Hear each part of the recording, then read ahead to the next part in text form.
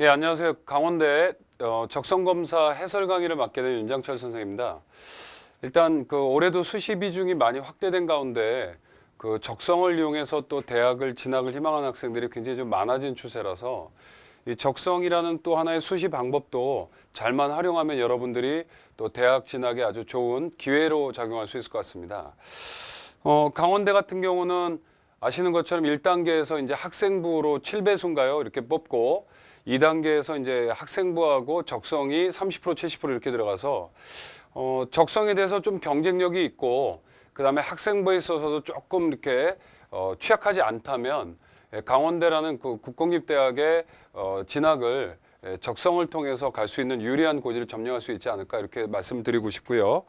먼저 이제 강원대의 적성 검사를 풀기 위해서 강원대에서 그 영어 문제가 출제된 유형에 대해서 간단히 좀 설명을 드리고 그 다음에 바로 이제 풀이로 들어가는 방향으로 이렇게 하도록 하겠습니다. 두 번에 걸쳐서 해설 강의를 하게 될 텐데요.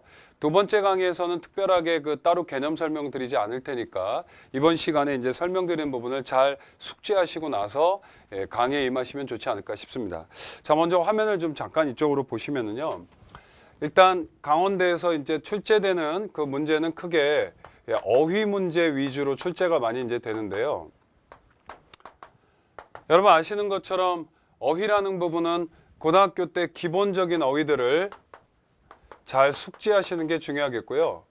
올해부터는 적성에 있어서도 교과 중심의 출제들이 많이 주종을 이루기 때문에 독해 위주로 나오더라도 여러분이 준비하고 계시는 수능 유형의 독해라든지 또 그와 관련된 어휘도 고등학교 기본 교과서에서 나왔던 그 어휘들이나 또는 EBS 강의를 통해서 또 EBS 교재를 통해서 여러분들이 외우고 계신 교재를 잘 보시면 그 속에 어휘들이 많이 있을 텐데요.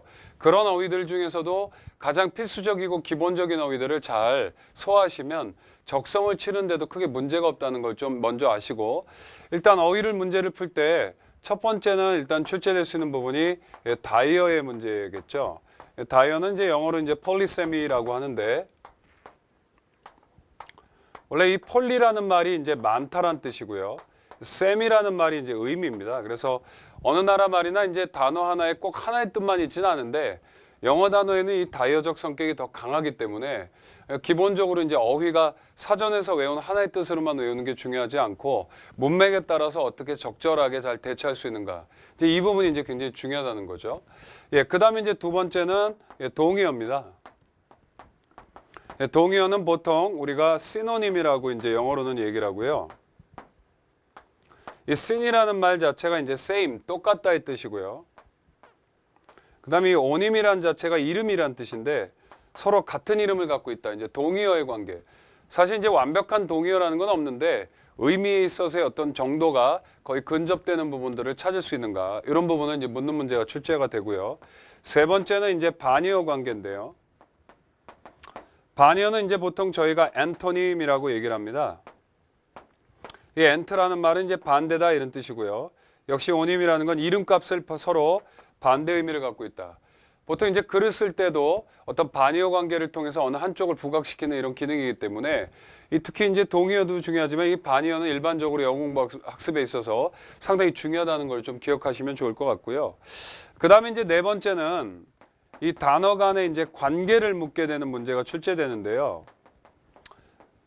어떤 두 단어 간의 관계 설정이라는 것은 뭐 여러 가지가 있겠습니다만 예를 들어서 이 어떤 특정한 단어가 또 하나의 다른 단어의 어떤 주종 관계.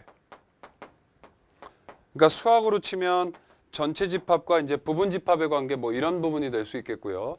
그 다음에 어떤 주체와 그 다음에 대상.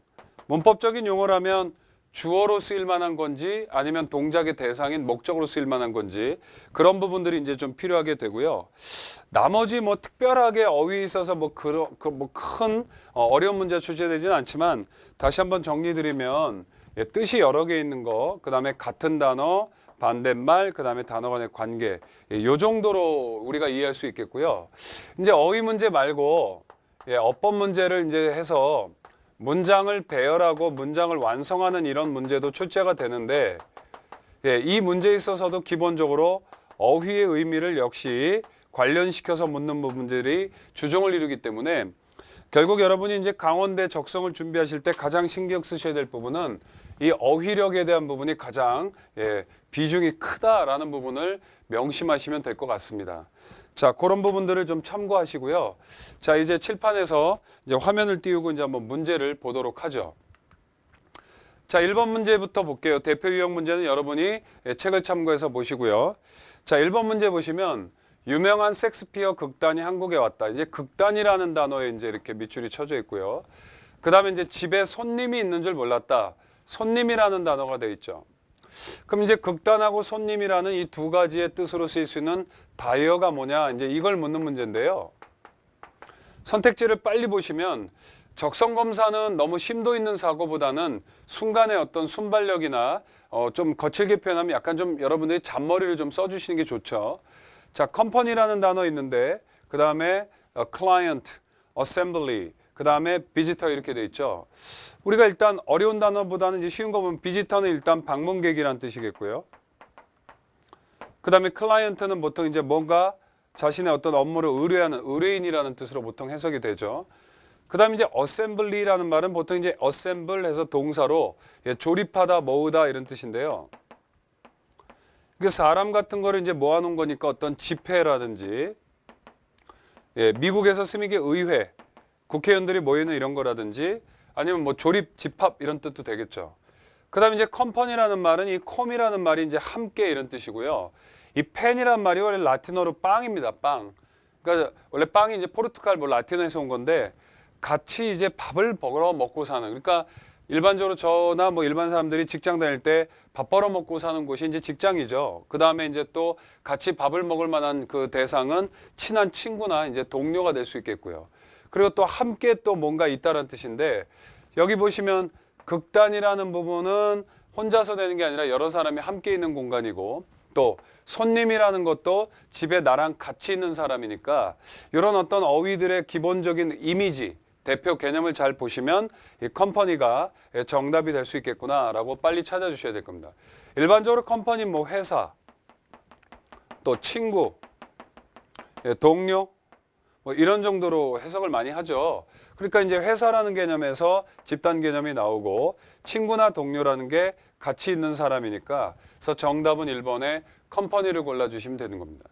자, 뭐 정확한 답이 만약에 눈에 뜨지 않으면 아닌 부분을 이렇게 소거시켜서 정답을 낚아채야 되는 것도 적성검사에서 요구되는 순발력이니까 이게 너무 이렇게 정직하게만 푼다 생각하지 마시고 아닌 부분 제껴서 남는 거를 답으로 채택하는 이런 기지도 발휘해 주시는 게 중요치 않을까. 자, 1번에서 이런 식의 문제 좀 봤고요. 다음 문제로 한번 가볼까요? 예.